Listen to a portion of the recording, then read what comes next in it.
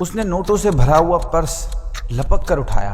آنکھوں میں چمک اور چہرے پر خوشی دیکھنے والی تھی، لیکن یہ چمک اور خوشی کیمرے کی آنکھ بھی دیکھ رہی تھی، اور جیسے ہی اس کی نظر کیمرے پر پڑی سب کچھ چینج ہو گیا۔ آپ نے سوشل میڈیا پر ایسی بہت سی CCTV فوٹیجز دیکھی ہوں گی جن میں کسی نے کوئی رانگ ایکٹیویٹی پرفارم کرنے کا بھی ارادہ کیا، اور جیسے ہی نظر وہاں لگے CCTV کیمرے پر پڑی اس کا بیہیویئر انسٹنٹلی چینج ہو گیا۔ اس کیمرے کو دیکھتے ہی لوگ سیدھے کیوں ہو جاتے ہیں؟ اس لیے نا کہ انہیں ایسا لگتا ہے کہ کیمرہ انہیں دیکھ رہا ہے، ہر ایکٹیویٹی ان کی ریکارڈ کر رہا ہے۔ اگر ابھی کچھ غلط کیا تو یہ فوٹیج اس کے اگینسٹ ایویڈنس بن جائے گا۔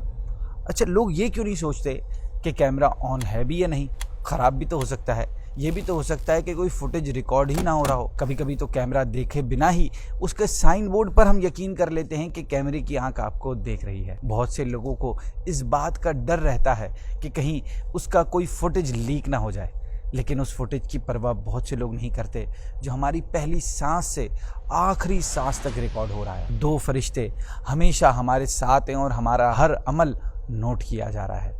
یہ وہ ریکارڈ ہے جس میں مائکرو سیکنڈ کا پوز نہیں آتا اور نہ ہی کبھی کوئی فالٹ آتا ہے، پھر بھی بہت سے لوگ اس کی پرواہ نہیں کرتے۔